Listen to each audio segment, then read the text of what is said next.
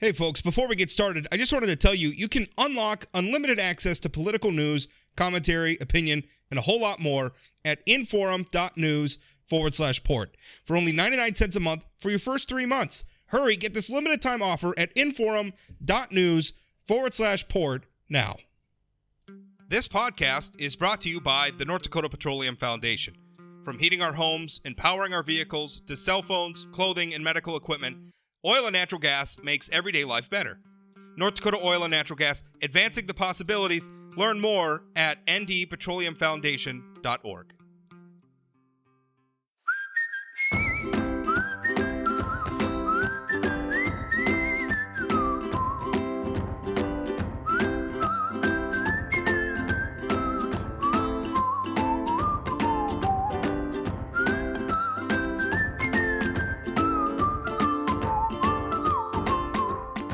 Happy Friday, ladies and gentlemen. Welcome to Plain Talk, the Plain Talk podcast, which always happy to be with you and have you on. And thank you. You know, I should mention, I've been meaning to mention it all week, and I kept forgetting after I hit record.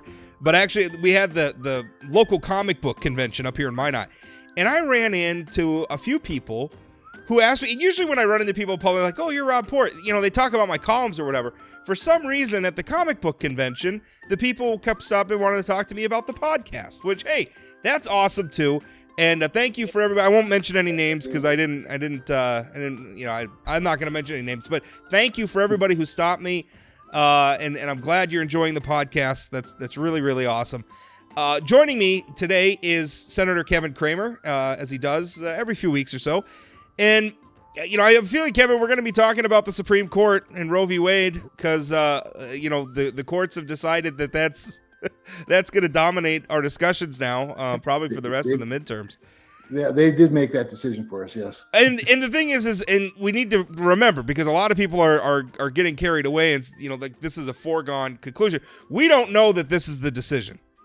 Right. We don't know that draft opinion was written months ago. We don't know if it's been, and it was very, I mean, it was so detailed. I mean, as a writer, that's a first draft. And my instinct when I'm reading it is this was written to be pared down, right? Like this was written, circulated to other members.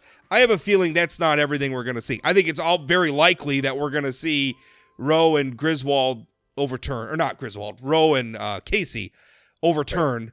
But that's, you know, we don't know yet, but gosh, it's sure looking that way. What was your reaction when you saw that leak, Kevin? Well, first of all, Rob, you're right. It is an early draft, and that is the way they work. In fact, according to several people, we have 3 members of the Republican conference who were clerks in the Supreme Court. It goes through dozens, if not hundreds, of iterations before it's a final.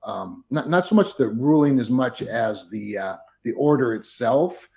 And in some cases, in the case of Obamacare, in fact, it actually that process persuaded Chief Justice Roberts to change his vote, and it changed the outcome. So you're right. We don't know for sure. When I saw it, we suspected this could happen, not the leak, but that this could very well be the outcome. And so a lot of members have been talking about, you know, messaging of it. You know, how are we going to handle it? What impact will it have on the midterms?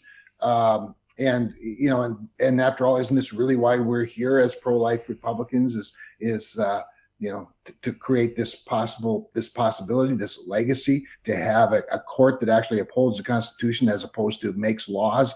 And so, you know, I think we were all anticipating this, but we were anticipating it more in like June, not now, not with the leak. My first response, Rob, was that the left's heads are going to explode. And they haven't disappointed us. My other thought was maybe it's just as well that we get over the storm early in the spring rather than middle of the summer.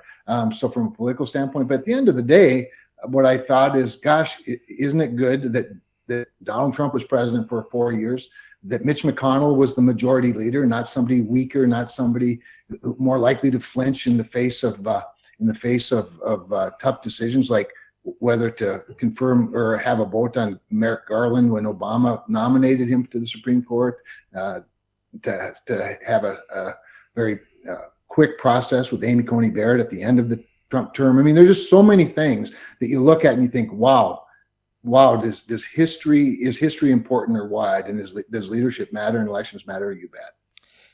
One thing that has kind of bothered me, and everybody's talking about, this is such an extreme decision from the Supreme Court, and it's going to tear America apart and everything else. And how Chad Oban and I were talking about this on the previous episode, and his reaction was, look at this reaction that everybody's going to have to this. And I said, well, it's probably not unlike the reaction social conservatives had when Roe v. Wade was first issued, or when Casey, which upheld the precedent, was issued in the 90s. It's a lot of that, I think, is just sort of selective, right? Like when liberals get a big Supreme Court win, it's wonderful and joyous, but when conservatives do, it's divisive.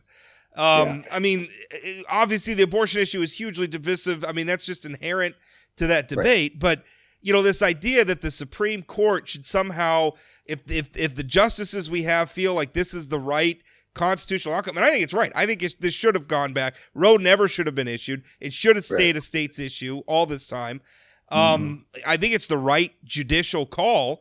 But, the idea that it's controversial, I mean, that can't sway it. I mean, public opinion is not supposed to matter to the U.S. Supreme Court. No, that's right. No, that's exactly right, Rob. And really the thing I think it's even more important to realize is while it does restore decisions back to the states, it really restores it back to the elected officials. And that's the constitutional point.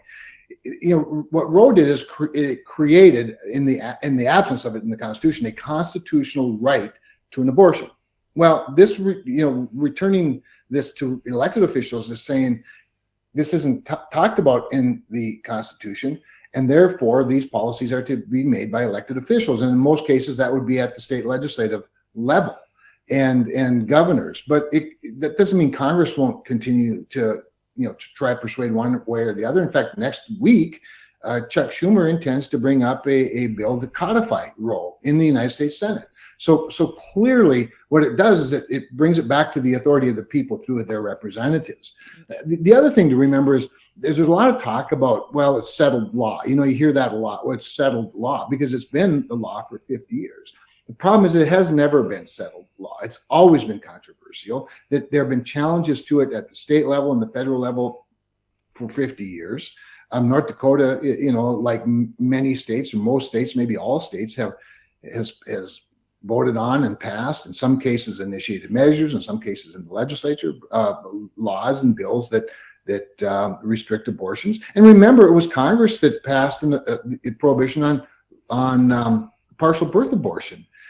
So what it really does, it puts it back in the political arena, where these kinds of issues belong. And clearly, I think the justices think that, and that would be the outcome. One thing that bothers me about the settled law argument too is there is no portion of our laws, up to and including the Bill of Rights itself, that was intended to be permanent law. Now, that's not me advocating for changes to the Bill of Rights. I like the Bill of Rights as is. No, but I mean, the thing is we have the processes available. If we wanted to amend the First Amendment, we could.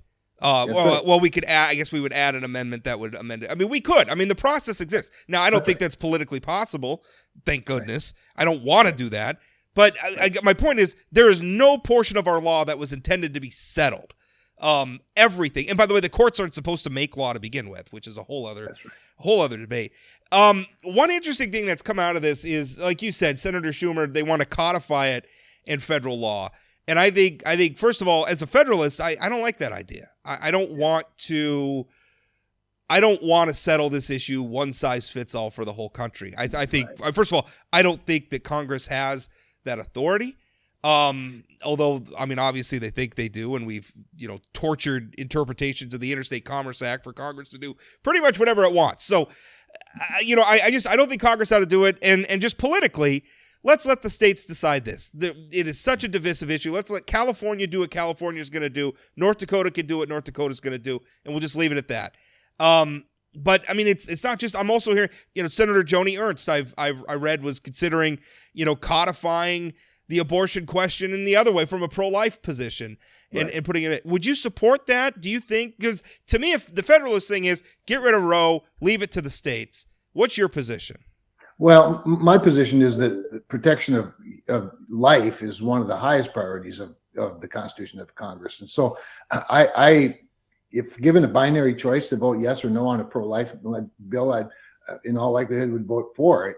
I think North Dakota has struck a really good balance, frankly, in its state law, and the trigger law that will, if in fact Roe is overturned, will become the law in North Dakota with, outlawing abortion except in the case of rape, incest, and save the life of the mother.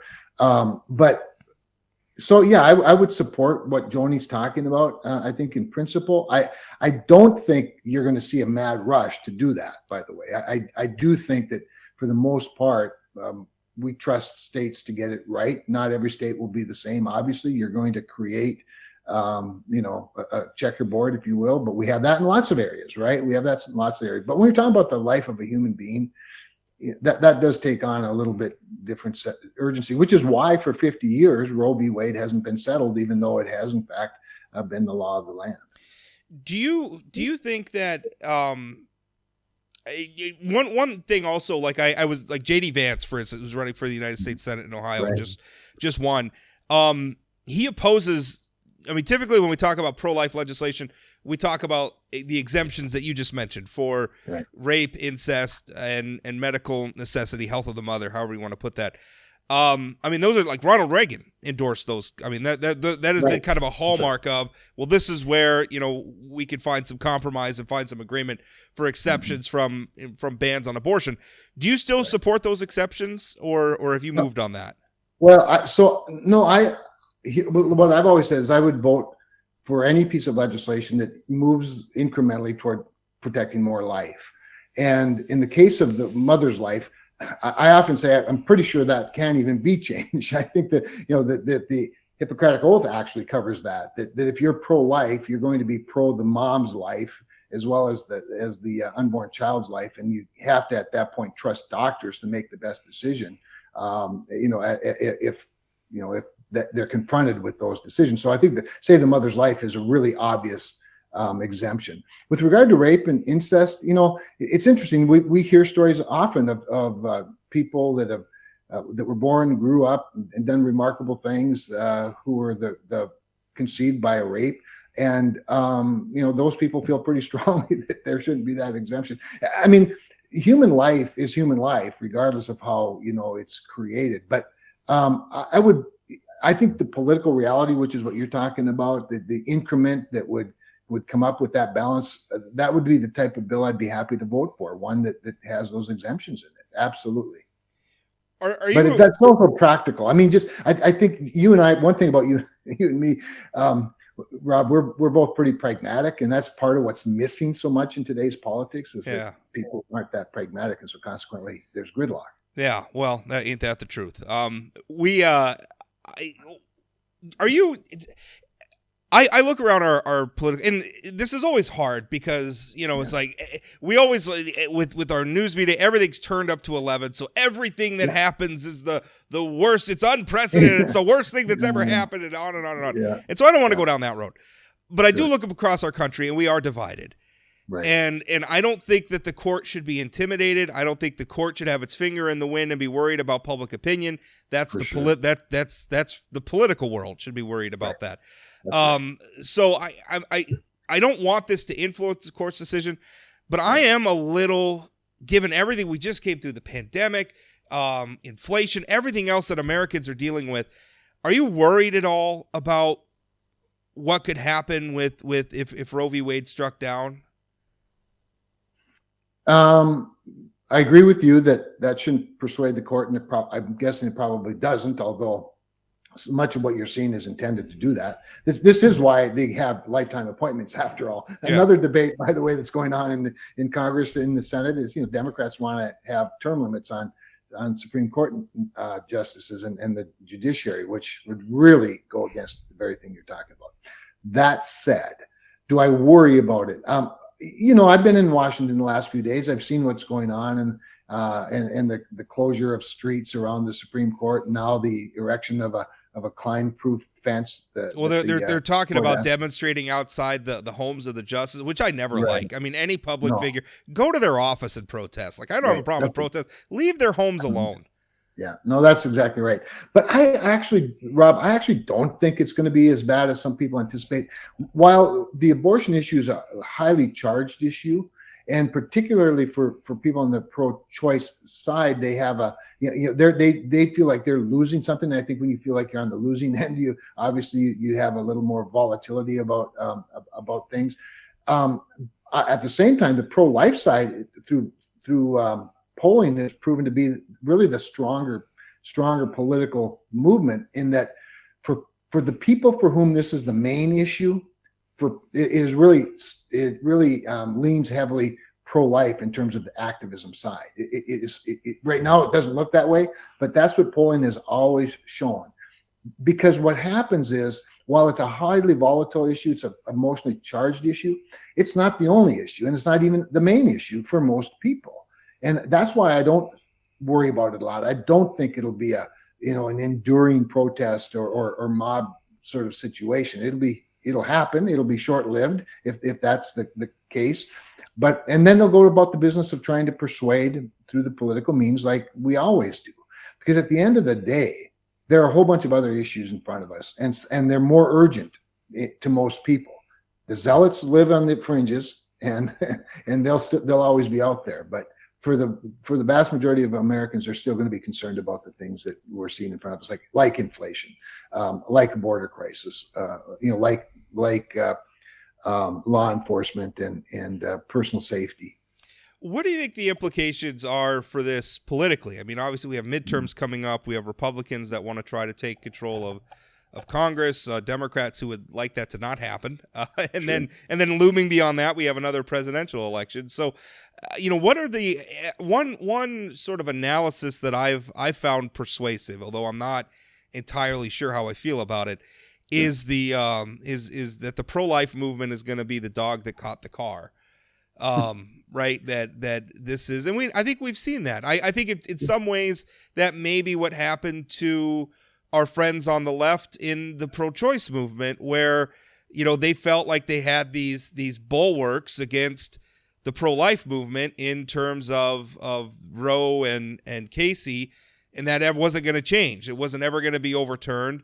Obviously, they got that wrong. That was a miscalculation. But I think in some ways they kind of went to sleep on those. And could the same thing happen for the pro-life movement? And what does that mean for Republicans? Yeah, interesting point. I don't think it will, at least not in this election, because it's still going to be fresh, and they will no doubt be celebrating. I think that's right. I mean, I think immediately we're going to have kind of a celebratory atmosphere, like we did it. And your vote matters. And but I also, in terms of the implications, it gets sort of back to the issue isn't, do a majority of the people agree with or disagree with the Supreme Court, and that's going to be the determining factor in who you vote for. You have to look at these things outside the vacuum and inside the context of the whole. And again, the number one issues for most people are not abortion. The number one issues for the vast majority of people are their personal pocketbook issues. It's the economy stupid, as Bill Clinton famously said. And so we have a big economic problem right now. We also have war in Europe. We have, again, a southern border crisis. We have this pandemic that sort of seems to never completely escape us. And so there are a lot of things people are more concerned about, I think, than this issue. So I think the political ramifications, in the long run, may very well be that the activists on the left have more of a long game, because the activists on the right could go to sleep with the fact that Roe v. Wade has been overturned. But remember, one thing about activism in America is they all have lobbyists, they all have associations, they all have dues-paying members, and activism in and of itself is an industry in this country. Yeah, well, that's true. Let's switch gears. I want to talk. I interviewed our mutual acquaintance, Jonathan Martin from the New York Times, who, along with his colleague Alexander Burns, has a new book out, which I think you told me before the interview you just finally arrived for you, so you have it. Yeah. But we interviewed. He provided me an excerpt, and in that excerpt he was talking about the day of January 6th, where he was with you and a group of other senators in the Congressional building as everyone was trying to define safety, and he had some quotes from you that I perceived as maybe, in the moment you were kind of like, I don't understand what Donald Trump's doing. Can you react? I mean, I'm sure you've seen those quotes. Yeah. Can you react to those for me? Yeah, I've seen them. Yeah, sure. I've seen the quotes. First of all, I don't know that this one has been released, but Jonathan, actually, I caught Jonathan as we were being ushered out, really kind of escaping, and the police were saying, "Step it up, walk faster, run," and they never tell you to run, by the way, inside the buildings. And Jonathan was right with me. I said, "Jonathan, just stick with me." And so he literally walked with me at a very fast pace all the way to the secure room for senators. And he said, "I probably can't go in there." And I said, "Well, just stick with me, come in there and then see what happens." I said, "You've been thrown out of a lot better places." He did actually tell us that quote during the interview. So anyway, and sure enough, he did. He got thrown out eventually, but he did hang out with us for a little while. The main thing at that point, Rob, was just to keep everybody safe. And Jonathan, in my view, should be kept as safe as I would be. So, and I do consider him a friend, even though he is a writer for the New York Times. But anyway, that said, yes. So one of the quotes I think that's been out there, that's been put out in advance, that he has me saying, is something to the effect that I don't really know what Donald Trump's endgame is here. As a strong personal, ally of his, as somebody who's been a strong defender in the Senate, he never reached out to me. And in my point being, if he was really up to something, in other words, if he was sort of orchestrating this whole thing, I think I would have known. I think he would have talked to me but I didn't know anything about it. I mean, I saw his speech earlier in the day, but even that, if it motivated some people to do the wrong thing, really wasn't, in my view, advocating for an insurrection type of a riot breaking into the Capitol. But we were all sort of in the, as you said, in the moment, questioning a lot of things at the time. Do you feel like, is there anything that's been released so far by I mean, we've seen text messages come out, a lot of them, I think, probably not very flattering. I will tell you, some of the texts that like Sean Hannity was sending to Trump people, I would be embarrassed. I mean, to be that sort of in the pocket for them, I don't know. But has any of that stuff changed your mind or caused you concern about Trump and his people, his staff, his administration's role in January 6th? No, frankly, I think most of the things I've seen from like Sean Hannity and even Donald Trump Jr.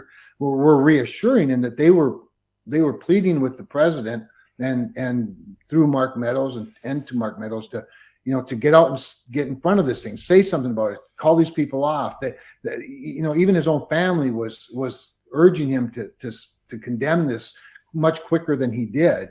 And so the way I felt is, I think it sort of cleared the air in a bit, in a sense that all the people closest to him, wanted him to speak out against the riots. Now, I know this about Donald Trump: he does not easily criticize people that are supportive of him. He's loyal to a fault in that way. And it was my frustration. We all were wish he'd get out there sooner. I think some of the messages might have even been from Lindsey Graham. We were all trying to get, hoping or wishing and encouraging them to get out in front and condemn this much, much quicker, because I think it would have had an effect on the mob's desire to step back and to back off, if you will. But he's reluctant to do that. When people are advocating for him, he has a tendency to want to advocate for them. So I think that was very frustrating. I think Jonathan probably mentioned to you and writes about in the book that my greatest frustration with him at the time, and really since, has been his treatment of Mike Pence. Mike Pence, who I think as a vice president did probably the best job of anybody I could imagine doing as Donald Trump's vice president, being loyal to the president, explaining the president in ways that were calm and sound, and never dumping on the president, but at the same time explaining him in ways that I think provided great comfort. And I just thought, for the president to, first of all, advocate for the vice president to do something that clearly the Constitution of the United States does not give him the power to do, by holding up the vote, and then his criticism of him since, I think, has been unfair and unwarranted. Let's switch gear and talk about Ukraine, and I think it's, especially in this context, one terrifying thing is that I think for everybody in the world is, you have to remember Ukraine and the Crimea is what I was trying to say. We don't call it the Ukraine anymore. They don't like that. Right. They don't have Ukraine and the Crimea area. are bread baskets of the world. I mean, it's hard Right. to overstate the reports. And the reason why these regions, like you talk about the Crimean War, you talk about all these things, why people have been fighting over these areas for so long is their value as agricultural producers. So, Ukraine produces something like 25% of the world's grain. That's right. And that's a scary thing. What are the implications for us? I mean, America and North Dakota in particular, we're huge agricultural producers too.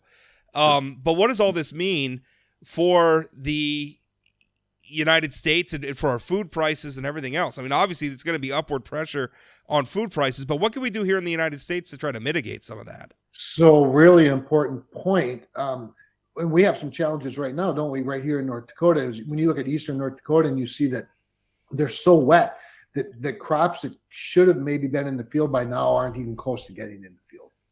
We have a crop insurance program with the prevent plant policy, for example, that when you get to certain dates, you're no longer allowed to plant that crop because you don't have a long enough growing season to harvest it. And so you get paid for not growing the crop. And these are little policy things that have always sort of bothered me. I like prevent plant, it's important, but I think we ought to have more incentives in our programs that encourage farmers, if they can, or even to facilitate if we have to, for farmers to be able to grow shorter season crops if we get too late into the year, rather than simply reward them for not being able to grow a crop. I think we still reward them, but we need to reward them for growing food. Is there space to say that we're kind of in an emergent circumstance where maybe in other years we can have a debate about whether it makes sense to leave some cropland unutilized for a growing season? Maybe this time around we say no. We really need, if we need to plant some shorter season crops, we need to be producing something, because it seems like both our country and the world needs the relief. I mean, right now we need more production wherever we can get it. No, that's for sure, Rob. Remember, we do this from time to time in our own emergency situations. CRP, the Conservation Reserve Program, is probably the best example. And last year's drought was an illustration of it.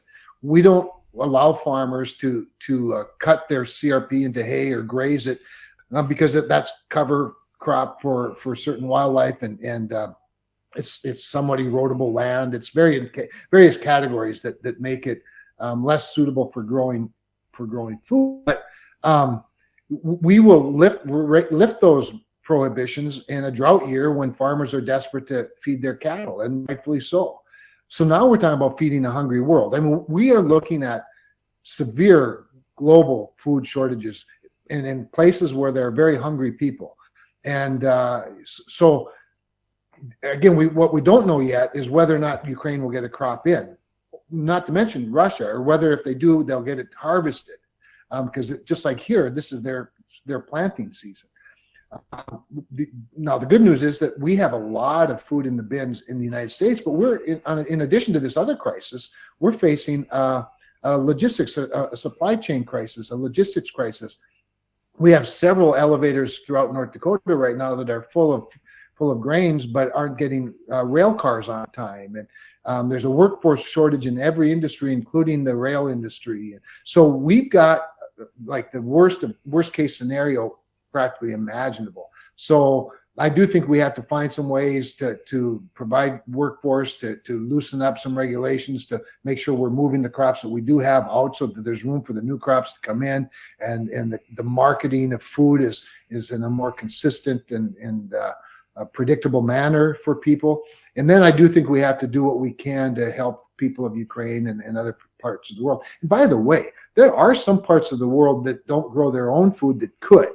And we have sort of an interesting food policy where, understandably, we want to produce a lot more in the United States.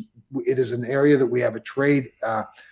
We actually have a trade balance in, where we are the surplus provider as opposed to having an imbalance, a trade negative balance. So food is really important and is important to our farmers. But there are places in like Africa, for example, where there are small farms where people don't have the tools or the technologies or the type of knowledge that they need to be able to grow some of their own food. And I think this really highlights the importance of that. One of the very first book I read when I got to Congress was a book called The Last Hunger Season. It was a book that was given to me like it was to all members of Congress by Tony Hall. Tony is a former Democratic House member who eventually became ambassador to the United Nations for Agriculture and Food, appointed by George W. Bush. And it talks about this very issue of helping other countries grow food. One of the challenges, Rob, and you didn't ask for this whole lecture, I know, but one of the challenges we have is a lot of these countries are run by really bad actors, really bad, oppressive leaders who don't always, provide the food, give the food where it needs to go. And if we could help more of these small communities be independent of imported food, that would go a long ways. I mean, obviously, if we're going to have shortages, I mean, eventually the market adapts, right? And so it creates an incentive to grow places where maybe we're not going to grow. It allows us to maybe review our policies and bring them maybe into line with new realities. So I'm not worried about the long term. I think right now it's the short term, because unfortunately, it takes time to grow crops, right? You have to plan for it, as any farmer knows. It's not just go out and scatter some seeds and then wait for them to come up. Well, and you have to get your financing early. Fertilizer is a big problem right now. Big problem, right? I just met with, the CEO of a company called Nutrien.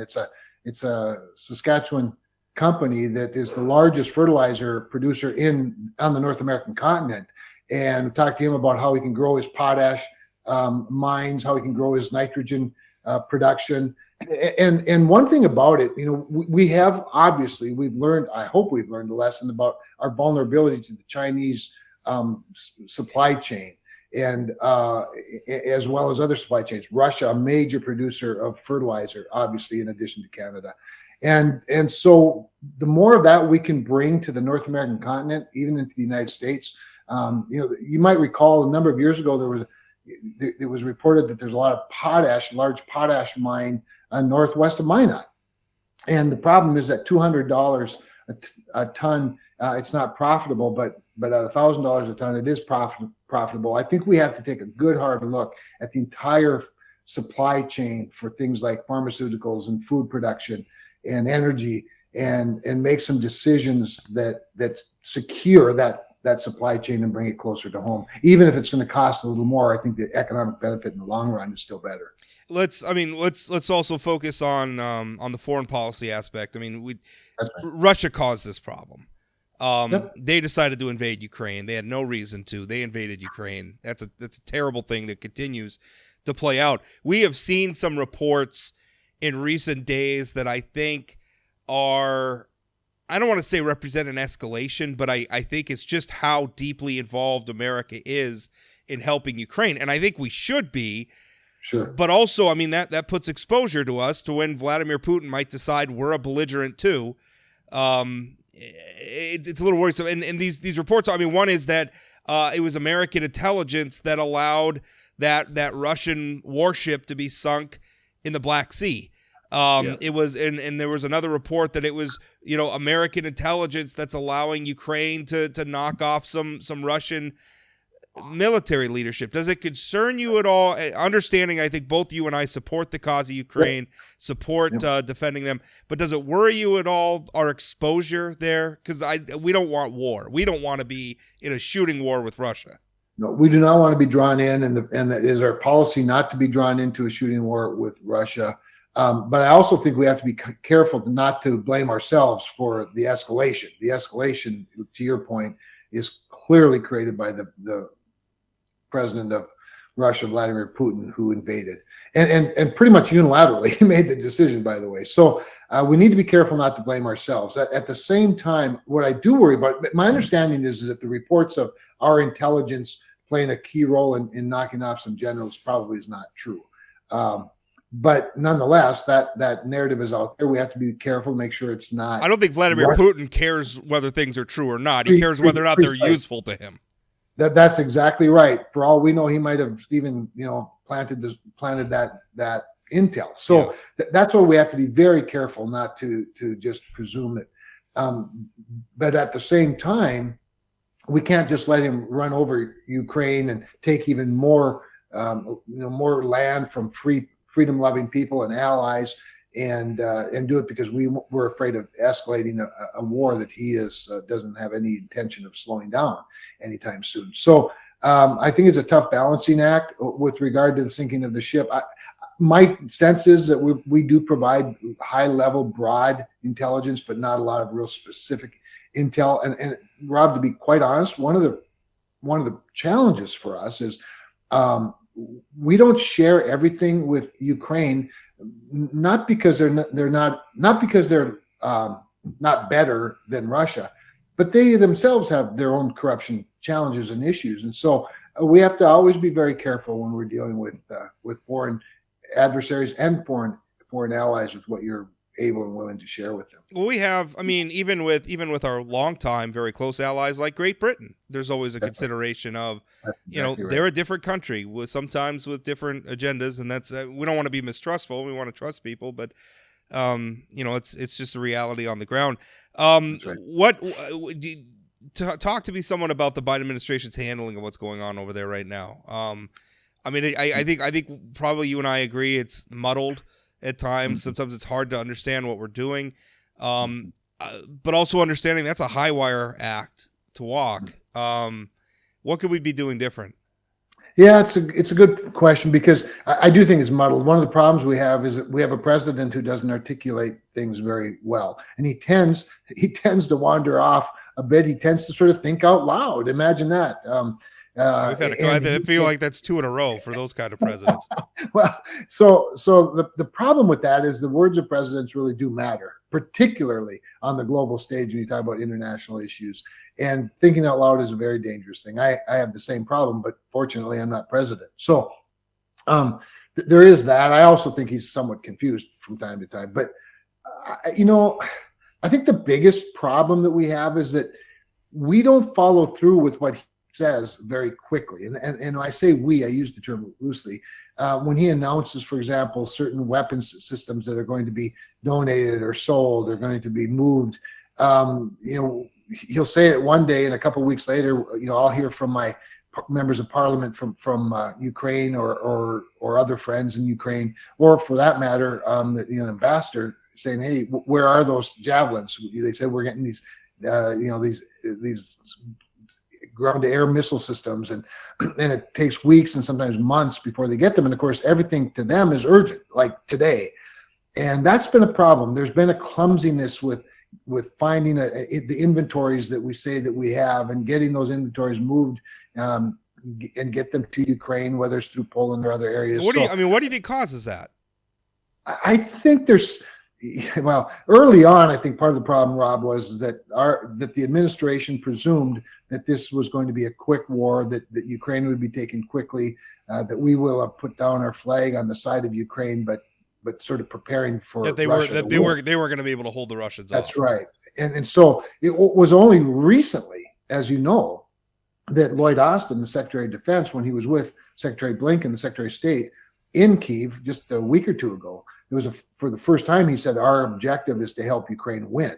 Up to that point, he would not say that. In fact, he wouldn't even say that in an answer to a direct question about what our goal is in Ukraine.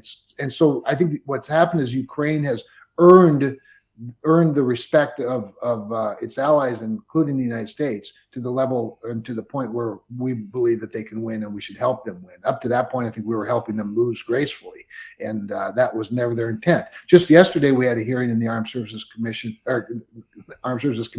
with the Secretary of the Army and the Chief of Staff of the Army, General McConville, and we're in that season, Rob, where we're preparing for the National Defense Authorization Act, and each branch of the service. The Air Force was a couple of days ago, Army yesterday. It comes and presents their budgets, and General McConville, who is a very, very well known, general, obviously Chief of Staff of the Army, 4 stars, he could not compliment Ukraine enough. And what he kept complimenting was not just their ability to fight, but their willingness to do it, and drawing the comparisons between Ukraine and Afghanistan. People, often do that, and they say, well, we end up getting out of Afghanistan with our tail between our legs, and the Afghan military folded as soon as we left, and all of that's true. But that has not been the case in Ukraine. These Ukrainians have been fighting their own war with our assistance in the areas of some munitions, But it's really their love of freedom, as Abraham Lincoln said. It's the love of liberty that America was built on, not on the concept, but the actual love of it. And they love it so much, and that they're willing to fight and willing to die for it. And that makes for a very strong military.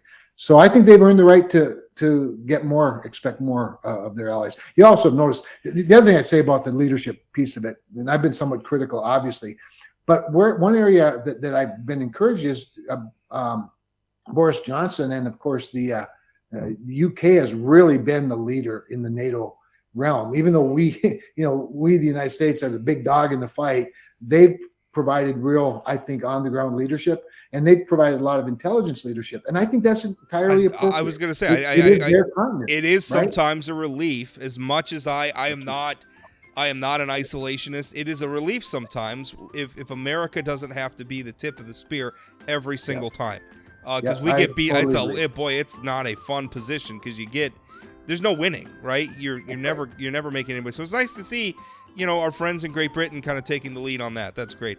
Well, Kevin, I appreciate it. You need to be done by 9:45 today, so we're wrapping that up. I say 9:45. People on the podcast will say it's not 9:45. That's a great thing about podcasting. People listen to them whenever they want. But I've used up all my time with you today. I certainly appreciate it. Momentous things. We'll talk again in a couple weeks. I always look forward to it. Thanks, Rob. Thanks.